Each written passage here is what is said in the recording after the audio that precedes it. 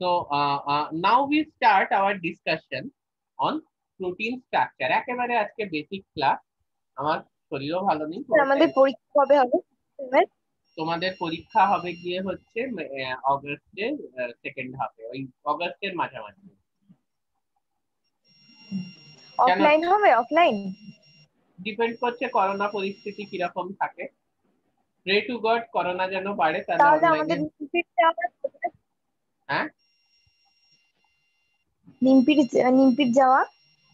হ্যাঁ হ্যাঁ, নিমপিট নিয়ে যাব। আরে এখন তো লকডাউন, আগে লকডাউনটা তো উঠুক। এটা তো দেখো তোমাদের দুর্ভাগ্য, আমরা তো 2020 মার্চেই প্ল্যান করছিলাম যাওয়ার ব্যাপারে, কিন্তু এটা তো দুর্ভাগ্য, আর কি করা যাবে, যে কিছুই হচ্ছে না। আমি তোমাদের বলছি, ওই দীঘা মানে ভগবান গোলার যে রুরাল ফার্ম, ওখানে যাওয়ার প্ল্যান হয়েছিল। এবার ওখানে আমি আর দেবযানী ম্যাডাম গিয়ে দেখি ওখানে কিছুই নেই। আমরা দুজন এমনি একদিন ভিজিট করতে গিয়েছিলাম, তখনই আমরা প্ল্যান করেছিলাম তাহলে প্রত্যেকবার যেরকম হয়, হ্যাঁ মার্চ কি এপ্রিল মাসে ওদেরকে নিমপিঠে নিয়ে যাবো, কিন্তু সেটা তো আর হলো না। এবার এই বছরও ভেবেছিলাম যে নিয়ে যাব, আমরা দুজনে গেলাম, খোঁজ খবরও নিলাম, তোমাদের বলেও ছিলাম, কিন্তু তারপর তো করোনা এমন শুরু হলো মার্চের এন্ডের থেকে, যে এখন তো ভয়াবহ। যাই হোক, আমরা প্রোটিন স্ট্রাকচারটা একটু ফোকাস করি, অনেকক্ষণ অন্য কথা হলো। সেটা হচ্ছে যে তোমরা প্রোটিন স্ট্রাকচারের ব্যাপারে কি জানো, just tell me, what do people know about protein structure?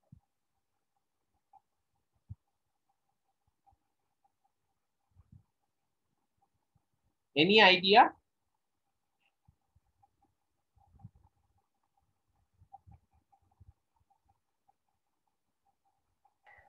Amino acid peptide bond দিয়ে কানেক্টেড থাকে, সেগুলো ভ্যারিয়াস ফোল্ডিং করে যে স্ট্রাকচার তৈরি করে বিভিন্ন শেপে। না, আমি যে কথাটা বলতে চাইছি, কারণ আমি যখন ক্লাসটা এমনি নেওয়া শুরু করবো রিয়েল ক্লাসে, আমাকে তো একটা স্ট্যান্ডার্ডের ওপর বিল্ড আপ করতে হবে। এবার ধরো তোমাদের খুব ভালো আইডিয়া আছে প্রোটিনের primary, secondary, tertiary, quaternary structure, তাহলে আমি একেবারে তখন Ramachandran plot, different motif, different fold, ঠিক আছে, স্টেরিক হিন্ড্রেন্সেস, হ্যাঁ, হেলিক্স ব্রেকার কি, এইসব দিয়ে শুরু করবো। বাট আমি দেখছি যে তোমাদের এই স্ট্রাকচার গুলো বা বন্ডিং সম্পর্কে আইডিয়া নেই, তখন আমাকে একেবারে বেসিক লেভেল থেকে শুরু করতে হবে। তো সেটাই আমাকে বলো যে এক লাইনে কোনো উত্তর দিতে হবে না। তুমি আমাকে এটা বলো যে তুমি অল ওভার কি জানো প্রোটিন স্ট্রাকচার সম্পর্কে।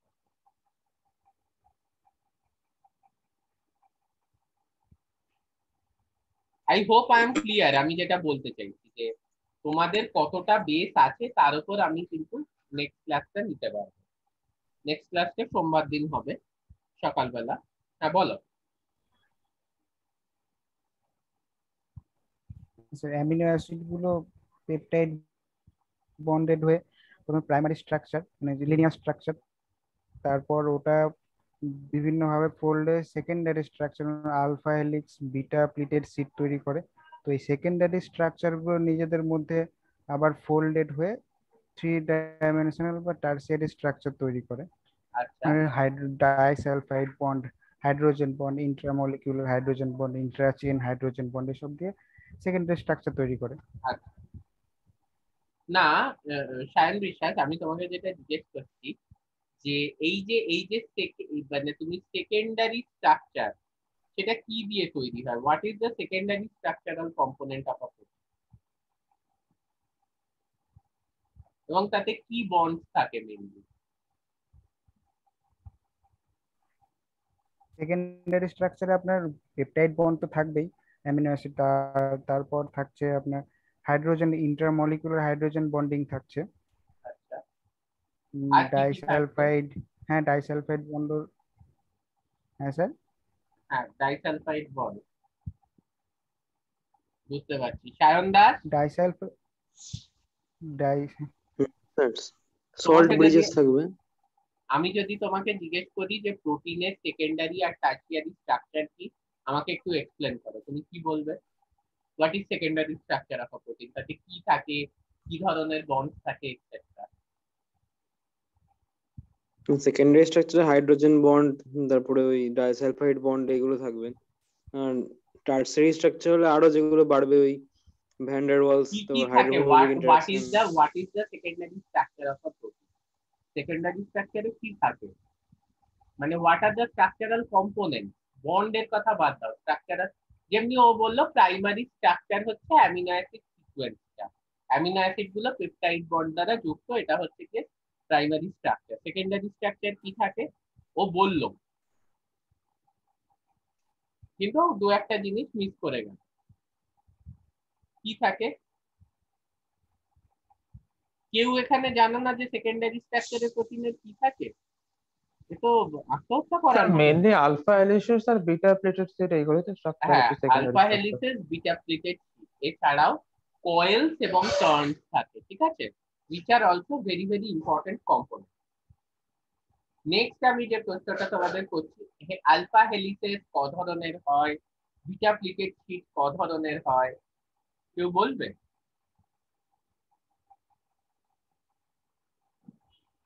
বিটা প্লেটেড শীট প্যারালাল হয়, অ্যান্টি প্যারালাল হয়। বিটা প্লেটেড শীট প্যারালাল হয়, পাই হেলিক্স হয়, আর পাই হেলিক্স হয়, রাইট। আর তিন ধরনের আলফা হেলিক্স দেখা যায়, 310 হেলিক্স, 413 হেলিক্স যেটাকে আমরা নর্মাল আলফা হেলিক্স বলে থাকি, আর 516 হেলিক্স। 516 হেলিক্সটা পাই হেলিক্স।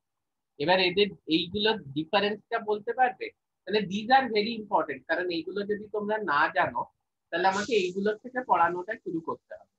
এগুলোর ডিফারেন্সটা বলতে পারবে? What are the differences between this? সেগুলো আপনি একটা পড়িয়েছিলেন ফার্স্ট কতগুলো একবার অ্যামিনো অ্যাসিড একবার থাকে? হ্যাঁ, না আমি পড়িয়েছিলাম সেটা আমিও জানি, কিন্তু ব্যাপারটা হচ্ছে যে তোমাদের কি আইডিয়া আছে, নাহলে এগুলোকে আবার পড়াতে হবে। মানে দেখো, আমি স্যার এই সেকেন্ডারি স্ট্রাকচার এখান থেকে শুরু করুন, তাহলে ভালো হয়। আমি আমি পড়িয়েছিলাম সেটা আমি জানি, নিয়ে আমি চলে গেলাম রামচন্দ্রন প্লটে, বলে দিলাম এইটা হচ্ছে গিয়ে রিজিয়ান যেখানে পাই হেলিক্স পাওয়া যায়, এখানে চিকেন হেলিক্স পাওয়া যায়, এখানে বিটা শিট পাওয়া যায়, এইভাবে ডিজাইন করা হয়েছে, ইত্যাদি ইত্যাদি।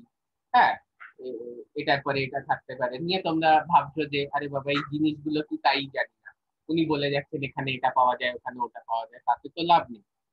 আগে তো জিনিসগুলোর সম্পর্কে আইডিয়া থাকবে, তাই তো? আচ্ছা, তাহলে এইগুলো হয়। আচ্ছা, কয়েলস বা টার্নস কাকে বলে এটা কেউ বলতে পারবে? প্রোটিনের সেকেন্ডারি স্ট্রাকচারে কয়েলস বা টার্নস থাকে, এগুলো এগুলো কি হয় কেউ বলতে পারবে? না। তোমাদের সুপার সেকেন্ডারি স্ট্রাকচার সম্পর্কে কোনো আইডিয়া আছে? প্রোটিনের super secondary structure? Motif motif গুলোকে তো সুপার সেকেন্ডারি স্ট্রাকচার বলে, helix, turn helix, helix, loop helix, এগুলো। কারেক্ট, ভেরি গুড, এগুলোকে বলে helix, turn helix, helix, loop helix. আর কোনো মোটিভের ব্যাপারে তুমি জানো? গ্রিক কি মোটিভ আছে? গ্রিক কি মোটিভ আছে? Very good. আচ্ছা, আমাকে সায়ন দাস একটা জিনিস বলো তো, একটা মোটিভ আর একটা ডোমেন, এই দুটোর মধ্যে পার্থক্য কি প্রোটিনের?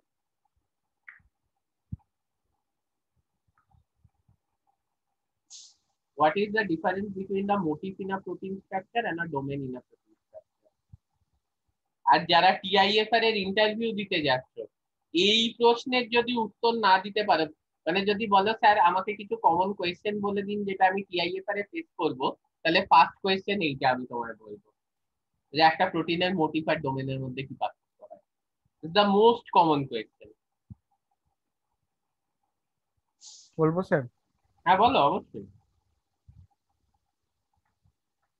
ডোমেন হচ্ছে প্রোটিনের একটা মানে পার্টিকুলার 3 ডাইমেনশনাল স্ট্রাকচার, যে যে স্ট্রাকচারটা একটা পার্টিকুলার ফাংশন পারফর্ম করতে পারবে, সেটাকে ভেরি ডোমেন গুড, বলছে। আর মোটিভ হচ্ছে একটা সেকেন্ডারি স্ট্রাকচার, সেটা সেটা মানে কোনো পার্টিকুলার ফাংশন করতেও পারে, নাও করতে পারে। Very good, very good, very good, ঠিক আছে, ভেরি গুড। এটা খুব ভালো উত্তরও দিয়েছে, যদিও কিছু পয়েন্ট মিস হয়েছে, বাট বেসিক ডিফারেন্সটা কিন্তু মেনশন করতে পেরেছে, ঠিক আছে। আচ্ছা, এইবারে তাহলে ডোমেন, ধরো আমি যদি তোমাকে বলি যে এই যে আমি যদি বন্ডিং এর ডিফারেন্সটা দেখি, যে সেকেন্ডারি স্ট্রাকচার এবং টারশিয়ারি স্ট্রাকচার এই দুটোর মধ্যে কি ডিফারেন্স আছে বন্ডিং এর, what is the difference in the bond that exists within the secondary and within the tertiary structure? তোমরা আমাকে কি বলবে? এবার একটু অন্য কেউ বলো, কারণ সায়ন বিশ্বাস মোটামুটি জানে যা দেখা যাচ্ছে। এবার কিন্তু মানে ক্লাসটা তো বাকিদের সবার ইয়েতে, সুপর্ণা আমাকে বলো তো যে সেকেন্ডারি আর টার্সিয়ারি স্ট্রাকচারের মধ্যে কি ডিফারেন্স আছে বন্ডে? Any idea? সেকেন্ডারি স্ট্রাকচারে পেপটাইডস বন্ডস গুলো দিয়ে মানে যুক্ত থাকে। আচ্ছা, মানে এমনি টার্সিয়ারি স্ট্রাকচার হচ্ছে 3D স্ট্রাকচার। হ্যাঁ, পড়াশুনো করো, মন দিয়ে পড়াশুনো করো, ঠিক আছে? সেকেন্ডারি স্ট্রাকচারে পেপটাইড বন্ড দিয়ে যুক্ত থাকে? একদমই নয়, একদম বেসিক। যদি আর কিছু না থাকে উইকিপিডিয়াটা খুলে দেখে নেবে, সেখানেও এগুলো খুব অত্যন্ত সুন্দরভাবে এক্সপ্লেন করা আছে। শুভঙ্কর, সেকেন্ডারি আর টার্সিয়ারি স্ট্রাকচারের মধ্যে যদি আমি বন্ডিং প্যাটার্নের ডিফারেন্স তোমায় জিজ্ঞেস করি, তুমি কি বলবে?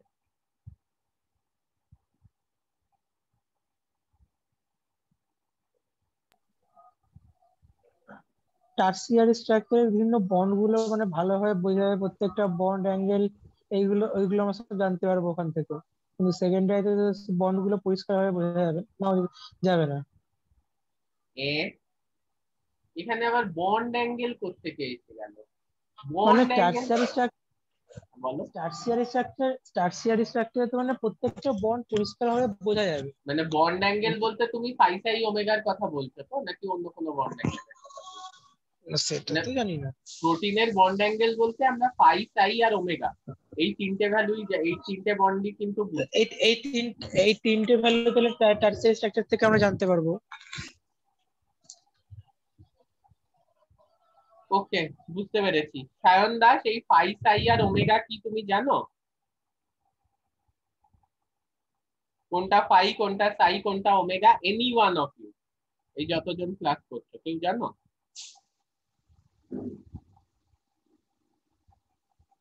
তোমাদের আমি যখন ফার্স্ট সেমে পড়েছিলাম, আমি রামচন্দ্রন ক্লাস মেনশন করিনি একবারও?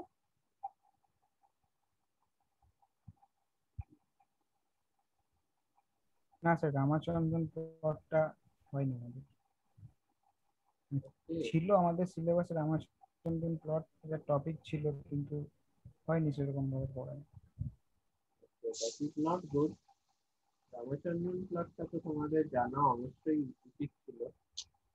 ঠিক আছে, তার মানে পাই সাই ওমেগা তোমরা জানো না। ফাইন, নো প্রবলেম, আমি আমি করিয়ে দেবো। আচ্ছা, এবারে একটু আমাকে, যে জানো সে একটু আমাকে সেকেন্ডারি স্ট্রাকচার এবং টার্সিয়ারি স্ট্রাকচারের বন্ডিং প্যাটার্নের মধ্যে একটু ডিফারেন্সটা বলো তো। ওই বন্ড ভালো বোঝা যায়, খারাপ বোঝা যায়, ওইসব বলো না। If you know tell me, আর না হলে বলো আমি জানি না।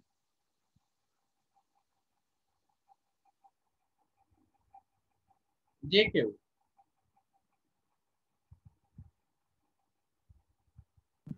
সেকেন্ডারি স্ট্রাকচারে হাইড্রোজেন বন্ড থাকে, আর টারশিয়ারিতে hydrogen ionic dipole salt bridge এগুলো থাকে, ডাইসালফাইড সবগুলো থাকে।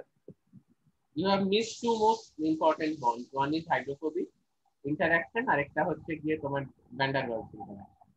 এই দুটো খুব ইম্পর্টেন্ট। অবশ্য তুমি ডাইপোলের কথা একটা বলেছো, তো ভ্যান ডার ওয়ালসটা যদি আমি কনসিডার করেও নিই, তাহলেও হাইড্রোফোবিক ইন্টারাকশনটা কিন্তু খুব ইম্পর্টেন্ট। এই যে এসডিএস পেজ দিয়ে কেন এটা পড়াটা ইম্পর্টেন্ট, কারণ ইন্টারাকশন গুলো কিসের জন্য কি কি হয় না জানলে, আমি যদি তোমাদের বলি যে আমি একটা ডিটারজেন্ট দেবো, আমি একটা সল্ট দেবো, আমি একটা আয়নিক ডিটারজেন্ট দেবো, আরে কেন দিচ্ছি? তার কারণ হচ্ছে আমাকে হাইড্রোফোবিক যে ইন্টারাকশনটা সেটা ডিসরাপ্ট করতে হবে, তাই আমি একটা ডিটারজেন্ট দিচ্ছি। আয়নিক ডিটারজেন্ট দিচ্ছি, কেন দিচ্ছি? কারণ আমার যে সল্ট ব্রিজেস গুলো আছে সেগুলোকে ডিসরাপ্ট করতে হবে। নেক্সট হচ্ছে আমি বিটা মার্কার ইথানল দিচ্ছি বা ডাইথায়োট্রাইটল দিচ্ছি, কেন দিচ্ছি? কারণ আমার যে ডাইসালফাইড বন্ডস গুলো আছে সেগুলোকে আমাকে রিডিউস করতে হবে। I have to reduce the disulphide bond. S bond এসটাকে SH করে দিলে কি হবে না, এস আর এস এর যে বন্ডটা, ডাইসালফাইড বন্ডটা ভেঙে যাবে। তো for that we need a reducing agent, কারণ এগুলো কোভ্যালেন্ট ইন্টারঅ্যাকশন। ডিটারজেন্টের সাহায্যে আমি হাইড্রোফোবিক ইন্টারঅ্যাকশন ভেঙে দিচ্ছি। আয়নিক হলে বা কোনো সল্ট দিয়ে আমি সল্ট ব্রিজেস ভেঙে দিচ্ছি। and hydrogen bond they are non covalent bond, ফলে তাদের বন্ড এনার্জি অনেক কম। আমি যখন প্রোটিনটাকে হিট করছি তখন হাইড্রোজেন বন্ড কিন্তু এমনি ভেঙে যাচ্ছে। ঠিক আছে, তো এই কোন ইন্টারাকশনটা কোথায় আছে এই ব্যাপারটা না জানলে কিন্তু ইট ইজ ভেরি ডিফিকাল্ট যে আমি কিন্তু করতে পারবো ব্যাপারটা। ঠিক আছে, কারণ তোমরা যদি এইরকম শুরু করো পেপটাইড বন্ড ও আছে, টার্সিয়ারি টু পেপটাইড, আরে বাবা পেপটাইড বন্ডটা mainly important for the primary structure, এখানে দুটো অ্যামিনো অ্যাসিডকে যুক্ত করা হচ্ছে। সেকেন্ডারি স্ট্রাকচারের ক্ষেত্রে there are other interactions but the predominant interaction is the hydrogen bond. তাই অনেক ধরনের হাইড্রোজেন বন্ড হয়, সেগুলো আমি পড়াবো। ঠিক আছে, টার্সিয়ারির ক্ষেত্রে you have salt bridges, you have hydrogen bond, you have van der Waals interaction, hydrophobic interaction, ঠিক আছে, dipole interaction, and obviously you have interchain disulfide bonds also. এইবার আমি তোমাকে একটা প্রশ্ন জিজ্ঞেস করছি, কে উত্তর দেবে? ইন্টারচেন যে disulphide bond, interchain disulphide bond, এটা প্রোটিনের কি ধরনের স্ট্রাকচারে দেখা যায়?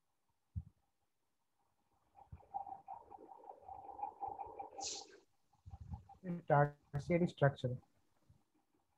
টার্সিয়ারি স্ট্রাকচারে absolutely wrong. Sayan Das, interchain disulphide bond কি ধরনের প্রোটিন স্ট্রাকচারে দেখা যায়? Quaternary structure. Answer is correct. কেন?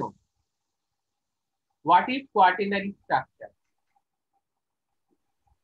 মানে প্রোটিনের চেন গুলো, পেপটাইড চেন গুলো যখন নিজেদের মধ্যে বন্ড ফর্মেশন করে।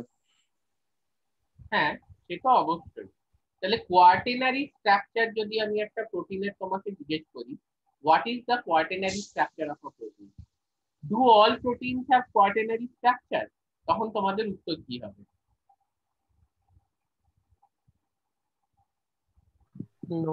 সবারই থাকে না। তাহলে কি ধরনের প্রোটিনের থাকে? আমি তোমাকে একটা কথা বলছি, হিমোগ্লোবিন, হিমোগ্লোবিনের কনস্টিটিউশন আমরা সবাই জানি। ঠিক আছে, হিমোগ্লোবিনের কি কোয়াটারনারি স্ট্রাকচার আছে? Does hemoglobin have a quaternary structure? হ্যাঁ, রুদ্রজিৎ কিছু একটা বলছিলেন।